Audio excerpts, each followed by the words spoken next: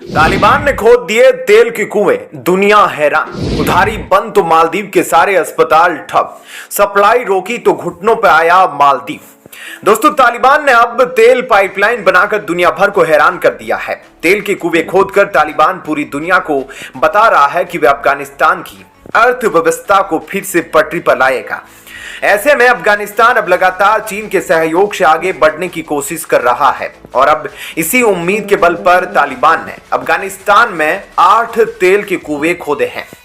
अफगानिस्तान में तालिबान के शासन के बाद चीन के साथ एक अंतर्राष्ट्रीय समझौते पर तालिबान ने हस्ताक्षर किए थे, क्योंकि तालिबान आर्थिक संकट से जूझ रहा है और इसी बीच अपनी हालत सुधारने के लिए उसने सबसे बड़ा समझौता किया और अब 8 नए कुओं से तेल निकालने की शुरुआत अफगानिस्तान ने कर दी है। बताया जा रहा है कि इन तेल कुओं के सक्रिय होने के बाद अफगानिस्तान को इस तेल क्षेत्र से सालाना लगभग $500 मिलियन की आय होगी। साथ ही इस बारे में बताया गया कि 17 कुओं से तेल निकाला जा रहा है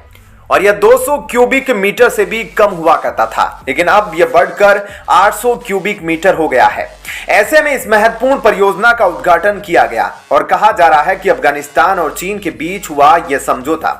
दोनों देशों के बीच संबंधों में नए अध्याय के जुड़ने जैसा है और इन नई 8 पाइपलाइनों का खुलना अपने आप में अफगानिस्तान और चीन के बीच में मजबूत संबंधों की तरफ इशारा करता है, जो कि पाकिस्तान के लिए भी एक झटके वाली बात है। बता दें कि अफगानिस्तान में आर्थिक संकट के बीच तालिबान का राज आया और तब से ही अफगानिस्तान आर्थिक संकट से जूझ रहा है और ऐसे में तालिबान सरकार अफगानिस्तान को इस संकट से निकालने के लिए पूरी तरह से जुटी है। तो वहीं दूसरी तरफ मालदीव के अस्पतालों में सिंगल यूज डिस्पोजेबल आइटम की बहुत कमी है, क्योंकि मालदीव के पास इन्हें खरीदने के लिए प्रॉपर बजट नहीं है और इनकी डिलीवरी में काफी देरी हो रही है। वैसे तो मालदीव हर साल 2 बार इस तरह के डिस्पोजेबल आइटम की खरीद करता है और फिर देश भर के अस्पतालों में इनका वितरण किया जाता है, लेकिन बजट की कमी होने की वजह से मालदीव के अस्पतालों में इनकी सप्लाई नहीं की गई,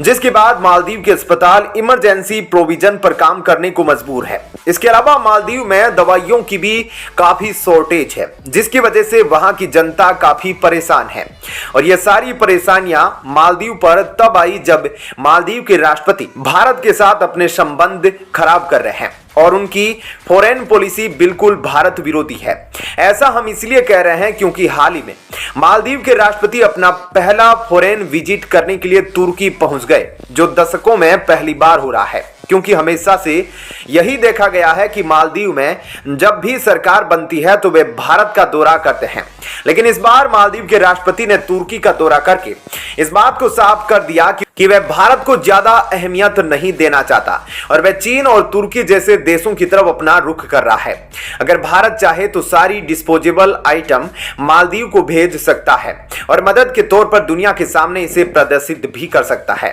लेकिन भारत ऐसा कुछ नहीं कर रहा।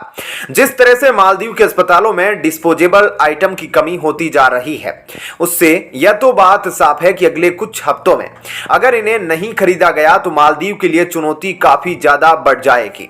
ऐसे में इस समय मालदीव को समझने की जरूरत है और अपनी फॉरेन नीति में बदलाव करने की जरूरत है, क्योंकि अभी उसे लग रहा है कि वह एक झटके में ही भारत की ताकत को खत्म कर सकता है और चीन से मिलने वाले पैसों का इस्तेमाल करके पावर में बना रह सकता है, लेकिन ऐसा कुछ भी नहीं होने वाला। हालांकि भारत के लिए बड़ी चिंता का विषय यह है कि मालदीव के साथ अपने डिप्लोमेटिक रिश्तों को कैसे बचाया जाए, क्योंकि चीन मौके का पूरा फायदा उठाना चाहता है। ऐसे में भारत के लिए यह बहुत बड़ी उलझन तो जरूर है, लेकिन भारत अपनी कूटनीति से इसे जरूर हल कर लेगा। ऐसे में क्या कहना है आपका इस खबर पर कमेंट सेक्शन में जरूर बताइएगा। वीडियो को लाइक शेयर जरूर कीजिएगा।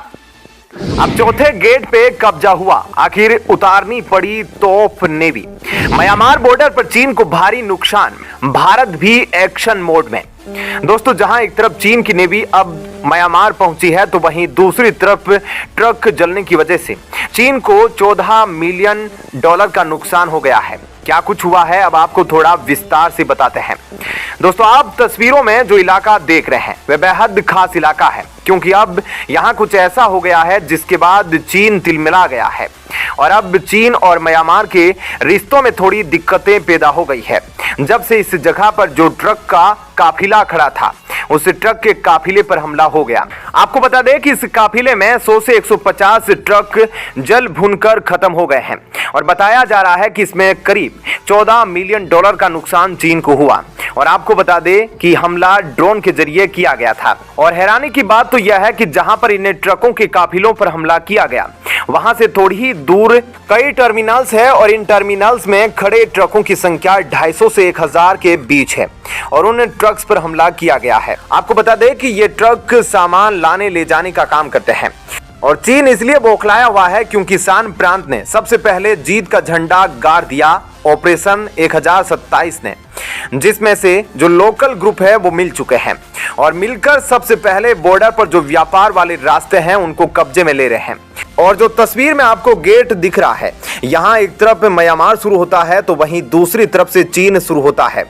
तो ये व्यापारी गेट माने जाते हैं जिसके जरिए चीन का माल म्यांमार में जाता है और म्यांमार का माल चीन में आता है। अब इन ग्रुप्स ने आगे बढ़कर इन गेटों पर कब्जा जमाना शुरू कर दिया है, जिसकी वजह से व्यापार का पैसा सरकार तक नहीं पहुंच रहा क्योंकि व्यापार को यहां पर रोका जा रहा है। और इसी वजह से बौखलाकर ग्लोबल टाइम्स ने अपने एक आर्टिकल में म्यांमार के लिए लिखा कि तुम अपने देश में जो कर रहे हो वह करो, उससे हमें कोई मतलब नहीं, लेकिन तुम्हारा असर हमारे बॉर्डर पर नहीं पड़ना चाहिए। और जानकारी के लिए आपको बता दें कि इन ग्रुप्स ने 4 व्यापारी गेटों पर कब्जा कर लिया है, यानी कि यहाँ व्यापार सिस्टम का जो पूरा कंट्रोल है उसे हाईजैक कर लिया गया है। यह ग्रुप यानी कि म्यांमार का जो ये अलायंस है, ऐसे में चीन के लिए यह बहुत बड़ी समस्या बन गई है और इसलिए चीन काफी डर गया है और डर के मारे चीन ने बॉर्डर पर अपनी सेना उतार दी है, लेकिन वह दिखाना नहीं चाहता कि वह डरा हुआ है। इसलिए उसने यह कह दिया कि हम ड्रिल कर रहे हैं और चीन की आर्मी अब म्यांमार से लगने वाली सीमा तक पहुंच चुकी है और चीनी सेना अब सीमा पर युद्ध अभ्यास कर रही है। आपको बता दें कि चीन का डर यह है कि यह जो पूरा इलाका है यह पहाड़ों वाला इलाका है, यहाँ पर सर्च अभियान चलाना आसान नहीं। ऐसे में यहाँ सेना को तैनात करके कोशिश कर रहे हैं कि यह लड़ाई भड़क कर उनके देश की तरफ ना आगे बढ़े और इसी वजह से चीन ने अपनी होइजर तोहफे और रडार को तैनात कर दिया और ऐसा करके चीन खतरों का पता लगाने के लिए और उन्हें मार गिराने के लिए तैयार हो रहा है, क्योंकि चीन को लग रहा है कि कहीं उसकी जगहों पर भी कब्जा ना हो। जहां एक तरफ यह सब कुछ हो रहा है तो वहीं दूसरी तरफ ग्लोबल टाइम्स का यह कहना है कि म्यांमार में हमारी नेवी गई हुई है। 4 दिनों की यह नॉर्मल सी यात्रा है और इसमें से कुछ भी ऐसा नहीं है, लेकिन चीन का युद्धपोत अगर यहां पहुंचा है तो यह नॉर्मल बात हो ही नहीं सकती। मतलब यहां कुछ ना कुछ बात जरूर है, क्योंकि डरे हुए चीन ने अपने लोगों को निकालने का आदेश कई इलाकों से दिया है।